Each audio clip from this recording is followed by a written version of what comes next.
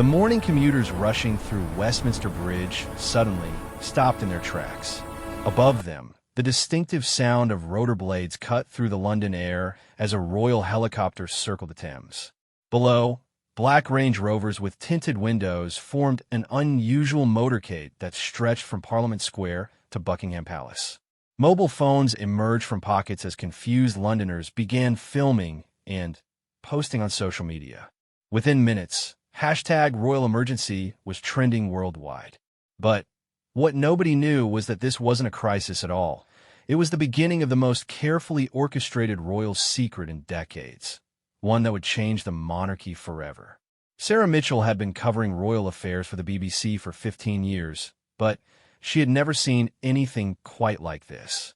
It was 7:30 a.m. on a crisp October morning when her phone started buzzing with calls from her news desk. She was still in her pajamas, sipping coffee in her Kensington flat, when the first grainy video landed in her WhatsApp group chat. The footage showed a dark blue helicopter with the royal insignia circling above the Houses of Parliament. Below, a convoy of at least 12 vehicles was making its way through streets that had been mysteriously cleared of traffic. The person filming was clearly excited, their voice shaking as they provided commentary. "This is mental," the voice said. "I've never seen anything like this." The police just appeared out of nowhere and started redirecting traffic. And look at that helicopter. It's been going in circles for the past 10 minutes. Sarah grabbed her press credentials and rushed out of her flat.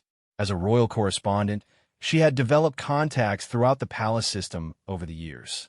Her first call was to Detective Chief Inspector James Morrison, who oversaw Royal Protection Services. His phone went straight to voicemail. The streets of central London were transforming before her eyes as she made her way toward Westminster. Police barriers had appeared as if by magic, redirecting the usual morning rush hour traffic down alternative routes. Officers in high-visibility jackets stood at every major intersection, their radios crackling with constant communication. When Sarah reached Parliament Square, she could see the full scope of what was happening.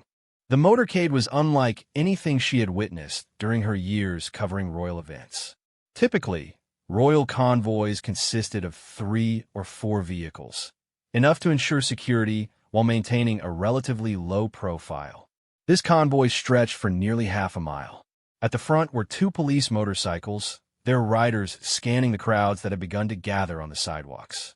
Behind them came 3 identical black Range Rovers, their windows so darkly tinted that it was impossible to see inside. Following these were 2 more police vehicles, then another set of identical luxury cars.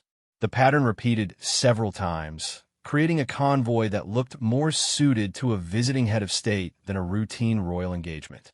The helicopter above added another layer of mystery. Royal flights typically follow direct routes between official residences or to specific engagements. This aircraft was clearly circling, as if waiting for something or monitoring the situation below. Sarah tried calling her contact at Clarence House, the official residence of the Prince of Wales. The phone rang several times before a harried-sounding assistant picked up. "I'm sorry, but I can't comment on any ongoing operations," the assistant said quickly. "All press inquiries need to be directed to the main palace press office." This was unusual. Royal staff were typically more forthcoming with trusted journalists, especially for routine matters. The formal response suggested that whatever was happening was being treated with the highest level of security and confidentiality. As Sarah stood watching the convoy move slowly through Westminster, she noticed something else peculiar. The timing didn't match any official royal schedule she was aware of. The court circular, which listed all official royal engagements, showed nothing significant planned for this morning. The Prince of Wales was supposed to be at Highgrove, his private residence in Gloucestershire. The Princess of Wales had no official engagements listed until the afternoon. Her phone buzzed with a text message from Tom Richardson, a photographer who specialized in royal events. He was positioned near Buckingham Palace and had been tracking the convoy's movement. "Something big is happening," his message read. "The palace gates are sealed. No tours, no changing of the guard. Tourist buses are being turned away. staff cars going in and out constantly. Sarah made her way toward the palace, following the route the convoy had taken. As she walked, she noticed that other journalists were beginning to appear. Camera crews were setting up positions along the Mall, the grand avenue that leads to Buckingham Palace. Social media was exploding with theories and speculation. The official royal family Twitter account had been silent all morning, which was also unusual. Typically, any significant royal movement was accompanied by at least basic information about the nature of the engagement or visit. By the time Sarah reached the palace, the morning rush hour was in full swing, but the usual tourist crowds were noticeably absent. The gates were indeed closed, with royal protection officers positioned at regular intervals. The atmosphere was tense, but controlled, suggesting that whatever was happening had been carefully planned rather than being a response to an emergency. She tried approaching one of the protection officers she recognized from previous events, but he simply shook his head when she asked about the situation. "Sorry, Sarah. Nothing I can tell you right now." The helicopter was still circling overhead, now joined by what appeared to be a police aircraft. London's airspace above central areas was normally restricted, making the presence of multiple aircraft even more significant. Sarah's phone rang. It was her editor at the BBC. "We're getting calls from around the world," he said without preamble. "CNN, Sky News, everyone wants to know what's happening. Do we have anything concrete?" "Nothing official yet," Sarah replied. "But this definitely isn't routine. The level of security is unprecedented for anything on the public schedule. I'm thinking either an unannounced foreign dignitary or something involving national security. Keep digging. We need to stay ahead of this story." As Sarah hung up, she noticed a familiar figure across the street. It was Richard Palmer, royal correspondent for the Daily Express. If Richard was here, it meant the story was definitely significant. He had an uncanny ability to appear wherever important royal news was about to break. She crossed the street to speak with him. "Any idea what's going on?" she asked. Richard shook his head. "Palace is completely locked down. No one's talking. But look at the timing." He gestured toward the convoy, which was now approaching the palace gates. This level of security, the timing, the secrecy, it's either really good news or really bad news. And given that they're not announcing anything, I'm betting it's something they want to keep quiet for as long as possible. The convoy began entering the palace grounds through the main gates. Sarah counted 15 vehicles in total, far more than would be necessary for any standard royal engagement. As the last vehicle disappeared behind the palace walls, the helicopter finally changed its flight pattern, heading toward what appeared to be the palace gardens. Sarah spent the next 2 hours trying to piece together information from her various contacts, but was met with an unusual wall of silence. Royal protection officers, palace staff, and even government sources all gave the same response: no comment on ongoing operations. It wasn't until nearly noon that the first official statement emerged, and it came not from the palace, but from the Prime Minister's office. The statement was brief and raised more questions than it answered. The Prime Minister met with senior members of the royal family this morning to discuss matters of mutual interest. No further details will be provided at this time. Sarah stared at her phone screen, reading the statement again. A meeting between the Prime Minister and senior royals wasn't unusual, but the extraordinary security measures suggested this was far from a routine consultation. The timing, the secrecy, and the unprecedented convoy all pointed to something significant happening behind the palace walls. As she prepared to file her initial report, Sarah couldn't shake the feeling that they were only seeing the beginning of a much larger story. The question that everyone in London was asking, "What's going on?" remained unanswered, but the mystery was deepening by the hour. The helicopter had finally landed somewhere within the palace grounds, and the streets were slowly returning to normal. But Sarah knew that whatever had brought such an extraordinary show of security to central London was far from over. In her 15 years covering the royal family, she had learned to read the signs, and everything about this morning suggested that a major announcement was coming. She just had to figure out what it was before anyone else did. Detective Chief Inspector James Morrison had been protecting the royal family for 12 years, but he had never been asked to organize anything quite like this. The request had come at 4 a.m., just 3.5 hours before the convoy would need to be in position. The caller was Sir Edward Young, the Queen's private secretary, and his voice carried an urgency that Morrison had rarely heard. "James, we need a full security operation in central London this morning. Maximum discretion, maximum security. The details are classified, but I need your best people." Morrison had worked with Sir Edward long enough to know when not to ask questions. Within an hour, he had assembled a team of 30 officers and begun coordinating with the Metropolitan Police to secure the route from Clarence House to Buckingham Palace. The challenge wasn't just the logistics of moving a large convoy through London traffic. It was doing so while maintaining complete secrecy about the purpose of the operation. Morrison's briefing to his team was deliberately vague. "We're providing security for a private royal engagement," he told them. "High priority, low profile. Standard protection protocols apply, but we're dealing with sensitive timing." What Morrison didn't tell his team was what Sir Edward had confided to him during their brief phone call. This wasn't a routine engagement. It was potentially the most significant royal event in decades, and it had been planned in complete secrecy for the past 6 months. The helicopter operation added another layer of complexity. Flight plans over central London required advance approval from multiple agencies, but somehow these had been arranged without appearing on any public aviation schedules. Morrison suspected that government security services were involved at the highest level.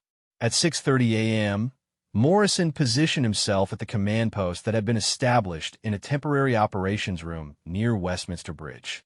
From here, he could monitor the entire route and coordinate with teams positioned at key points throughout central London. His radio crackled with updates from his officers. "Team Alpha in position at Parliament Square. Route is clear. Team Bravo standing by at Trafalgar Square. No issues to report. Air support confirms clear airspace. Helicopter escort is ready for deployment."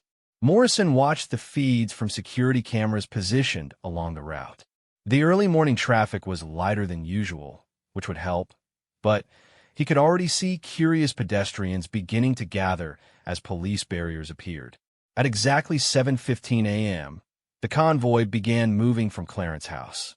Morrison had insisted on using identical vehicles to prevent anyone from determining which car might be carrying the most important passengers. Even he didn't know the complete details of who was being transported, though he suspected it involved several senior members of the royal family. The first part of the route proceeded smoothly. Morrison's officers had done their job well.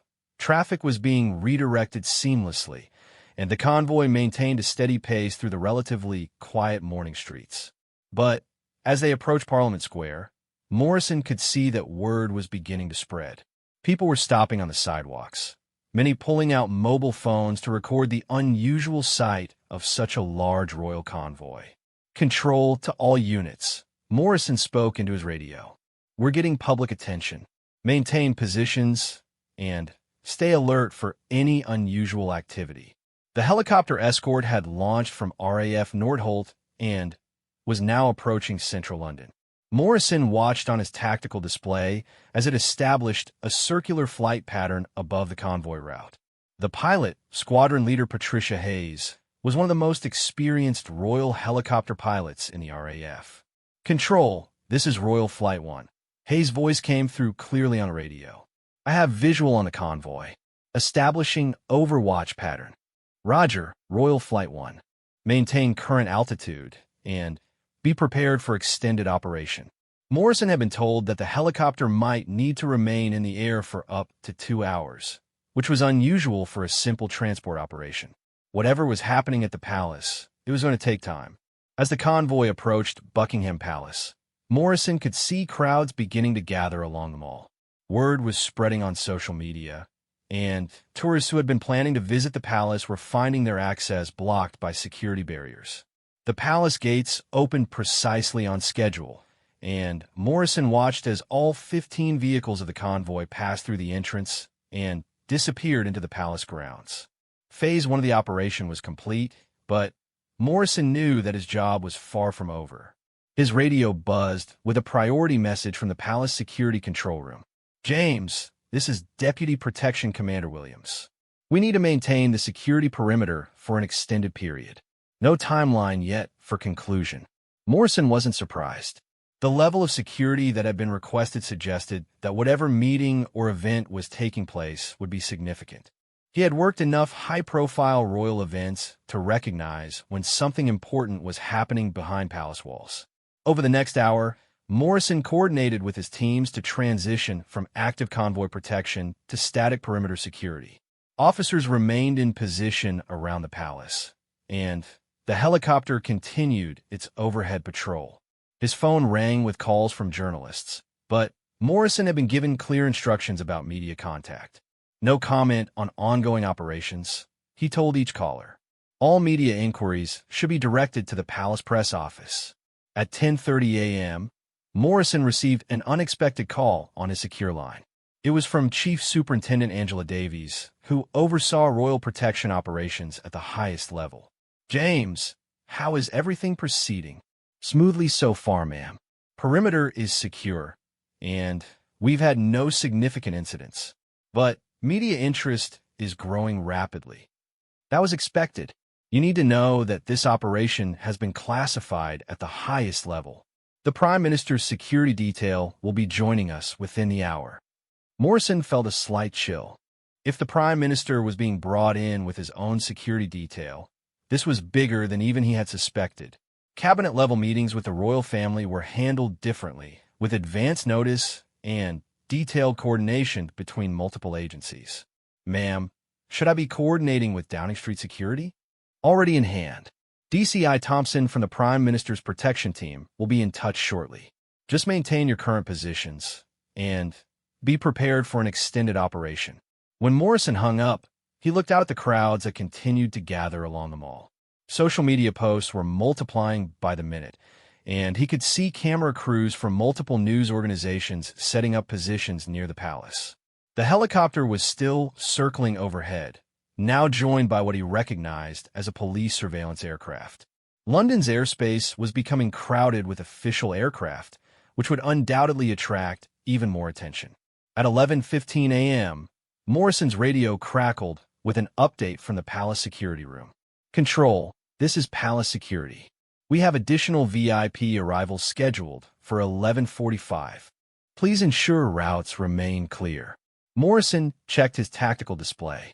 The Prime Minister's convoy was indeed approaching from Downing Street, adding another layer of complexity to the operation. He coordinated with his teams to ensure that the route from Parliament to the palace remained secure. As he watched the second convoy approach, Morrison reflected on his long career in royal protection. He had overseen security for state visits, royal weddings, and countless official engagements, but something about this operation felt different. The secrecy, the timing, the extraordinary level of security, it all suggested that whatever was happening inside the palace would have significant consequences. Morrison had learned not to speculate about the private affairs of the royal family, but as a professional observer of royal protocol, he could sense when something historic was taking place. The Prime Minister's convoy passed through the palace gates at exactly 11:45 a.m., and Morrison settled in for what he suspected would be a long day. Whatever announcement or decision was being made inside those palace walls, his job was to ensure that it happened without interruption from the outside world. As the helicopter continued its steady patrol overhead, and his officers maintained their positions around the palace perimeter, Morrison couldn't help but feel that he was witnessing the beginning of a new chapter in royal history. The question was what that chapter would contain, and when the rest of the world would be allowed to read it. Inside Buckingham Palace, the atmosphere was unlike anything the staff had experienced in decades. Mrs. Angela Kelly, the Queen's personal assistant and senior dresser, had been working in the royal household for over 25 years, but she had never seen such a level of urgent preparation combined with absolute secrecy. The call had come at 5 a.m. Sir Edward Young, the private secretary, had personally telephoned the senior household staff with instructions that were both specific and mysterious. "We need the blue drawing room prepared for a private family meeting by 8 a.m., he had said. "Full formal setup, but this is classified as a private engagement. No additional staff beyond essential personnel." Mrs. Kelly understood the code. A private family meeting that required formal setup meant that whatever was about to happen would likely result in a public announcement of significant importance. The blue drawing room was typically reserved for the most formal royal occasions. As she supervised the preparation of the room, Mrs. Kelly noticed details that suggested this was no ordinary meeting.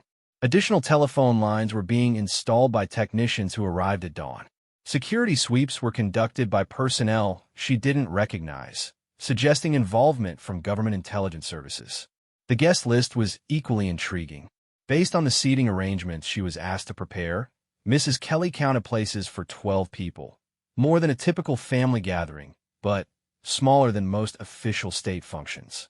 The arrangement suggested immediate family members plus senior advisors and possibly government officials. At 7:45 a.m., Mrs. Kelly was positioning the final details when she heard the helicopters overhead. Through the tall windows of the blue drawing room, she could see the aircraft circling the palace grounds. In her years of service, she had seen royal helicopters land in the palace gardens countless times, but never as part of such an obviously coordinated operation. Her assistant, James Worthington, knocked softly on the door. "Mrs. Kelly, Sir Edward would like to speak with you in the equerries' corridor." Mrs. Kelly found Sir Edward standing near the windows, watching the convoy that was approaching the palace gates. His usual calm demeanor showed signs of strain. "Angela, I need you to understand that what happens here today must remain absolutely confidential until any official announcement is made.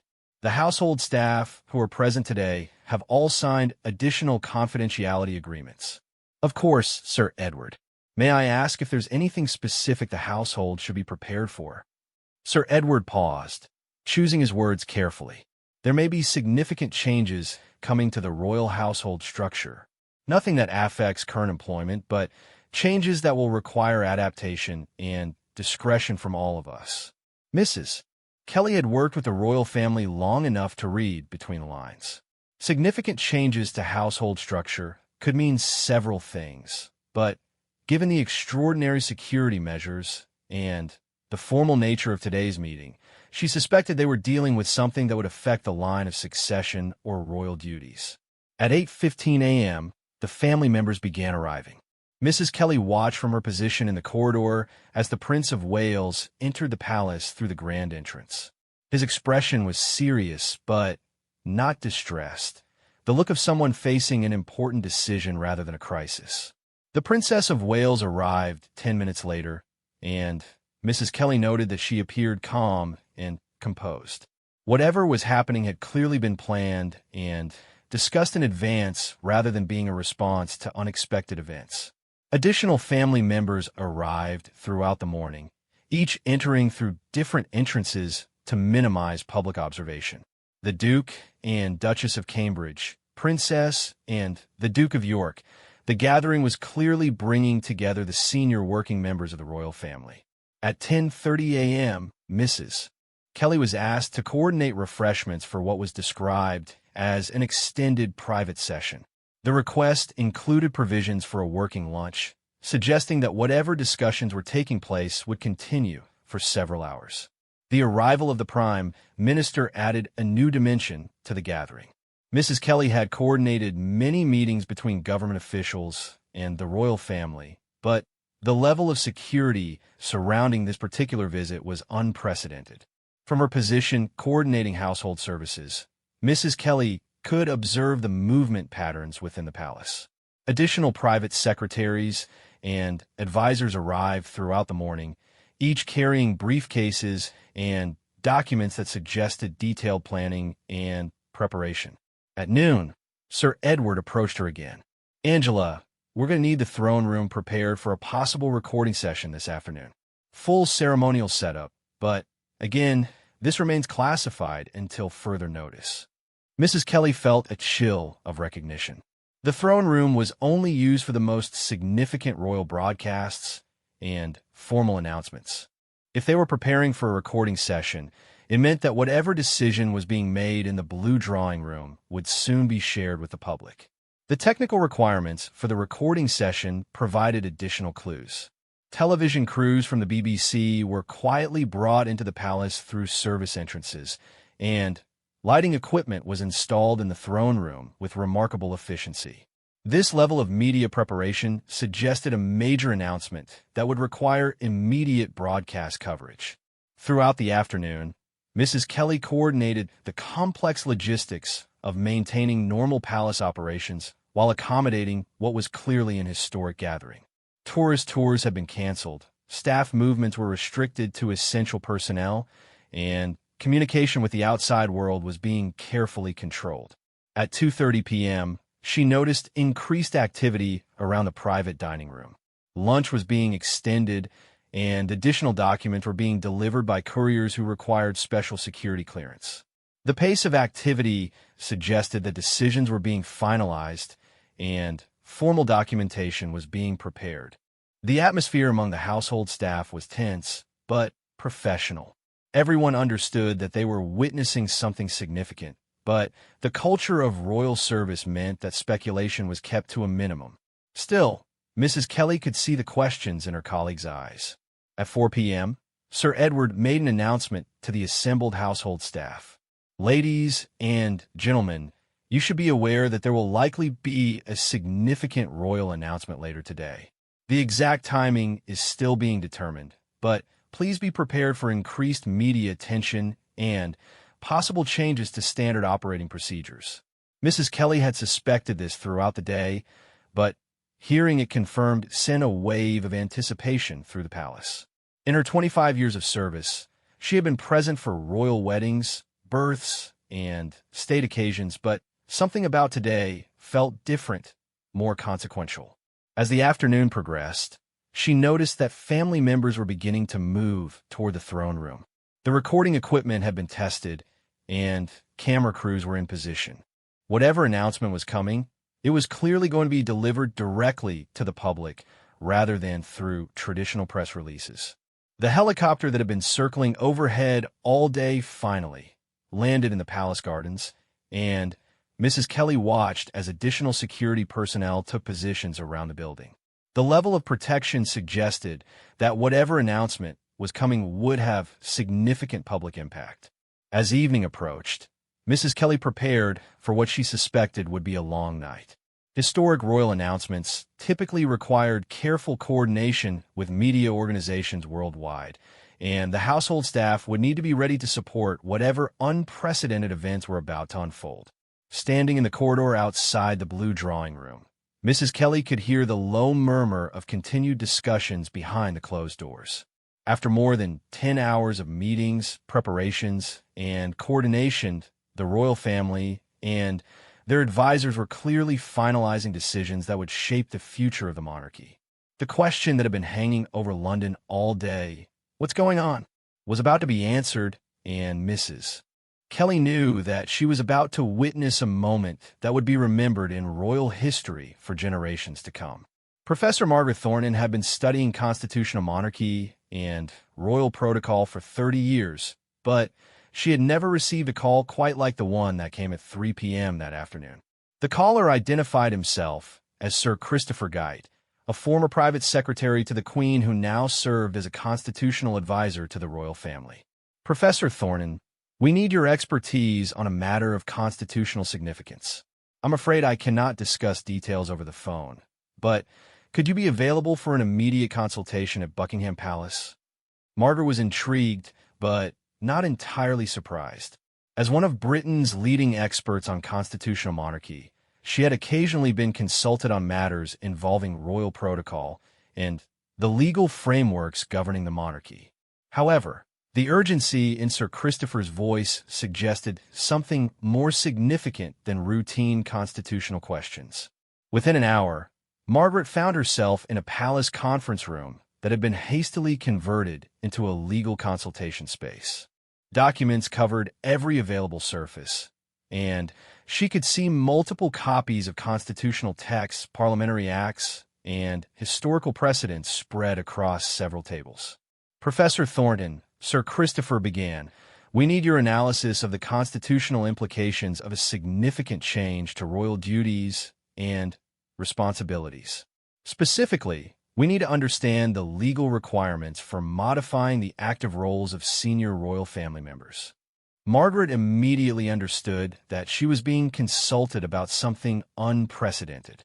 Changes to royal duties at the level requiring constitutional analysis typically involve succession issues or modifications to the fundamental structure of the monarchy. Are we discussing abdication? She asked directly. Not exactly, Sir Christopher replied carefully.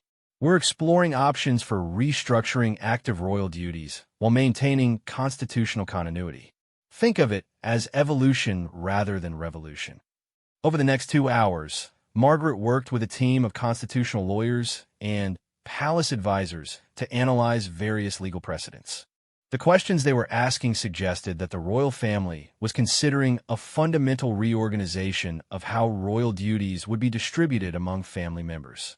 The historical precedents they examined included the abdication of Edward VIII in 1936, but also lesser-known examples of royals stepping back from active duties while maintaining their constitutional positions. The complexity of the analysis suggested that whatever was being planned would create new constitutional territory. The key question, Margaret explained to the assembled group, is whether we're dealing with constitutional roles that are legally mandated or ceremonial duties that can be modified through royal prerogative. The documents she was asked to review included detailed analysis of the roles and responsibilities of each senior royal family member. The level of detail suggested that this planning had been ongoing for months, possibly years. At 5:30 p.m., Margaret was asked to join a video conference with constitutional experts from across the Commonwealth realms. The scope of the consultation was expanding to include analysis of how potential changes would affect the monarchy's role in countries like Canada, Australia, and New Zealand. This is clearly not just about the UK, she realized. Whatever changes are being considered will have implications across the entire Commonwealth system. The international dimension added layers of complexity that Margaret had not initially considered. Any significant changes to royal duties would require consultation with Commonwealth governments and potentially formal approval from their respective parliaments. During the video conference, she learned that similar constitutional consultations had been quietly conducted in other Commonwealth capitals over the past several months. The coordination suggested that whatever announcement was coming had been carefully planned to ensure constitutional compliance across multiple jurisdictions. At 6:45 p.m., Margaret was asked to provide her final assessment to Sir Christopher and the assembled legal team. Based on the precedents we've reviewed, she said, significant modifications to royal duties are constitutionally possible, provided they are implemented gradually and with appropriate consultation. The key is maintaining public confidence and constitutional continuity throughout any transition period. And the legal requirements for public announcement. There are no specific legal requirements for how such changes must be announced, but constitutional conventions suggest direct communication with the public would be appropriate for changes of this magnitude. As Margaret prepared to leave the palace, she reflected on the extraordinary nature of the consultation she had just completed. In her 30 years of academic study, she had theorized about various scenarios for constitutional change within the monarchy, but she had never expected to be directly involved in analyzing the implementation of such changes. The level of preparation and legal analysis she had witnessed suggested that whatever announcement was coming would be historically significant. The royal family and their advisors had clearly spent considerable time ensuring that any changes would be implemented within proper constitutional frameworks. Walking through the palace corridors, Margaret could see the continued presence of family members, government officials, and media preparation teams. The throne room was clearly being prepared for a formal announcement, and the technical equipment suggested that it would be broadcast immediately upon recording. At 7:30 p.m., as Margaret left through a side entrance to avoid the media crowds that had gathered outside the main gates, she received one final call from Sir Christopher. Professor Thornton, you should be aware that the analysis you provided today has been crucial in finalizing the approach to what will be announced this evening. On behalf of the royal family, I want to thank you for your expertise. Sir Christopher, may I ask when the public might expect to learn about these changes? Very soon, Professor. Very soon.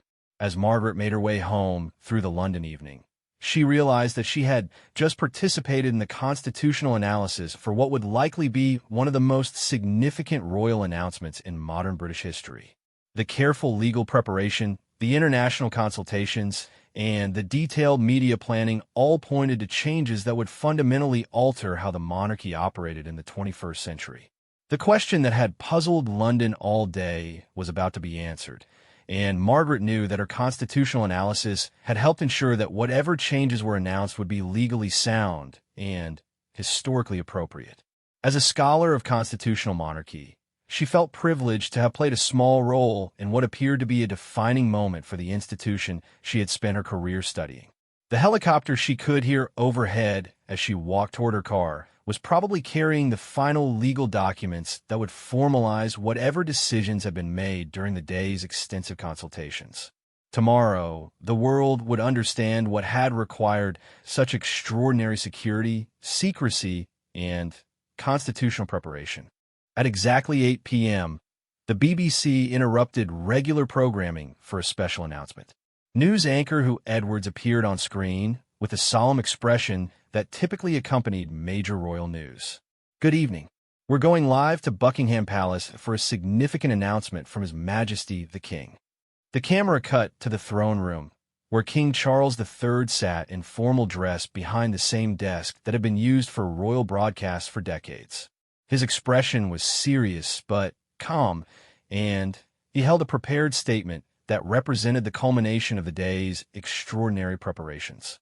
My dear people of the United Kingdom and the Commonwealth realms, the king began, today marks a historic moment for our monarchy and our nation. In living rooms across Britain and around the world, millions of viewers leaned forward, finally about to learn what had created such mystery and speculation throughout the day. After extensive consultation with my family, constitutional experts, and the governments of the Commonwealth realms, I am announcing a significant evolution in how the monarchy will serve our people in the decades ahead. The king paused, allowing the gravity of his words to register.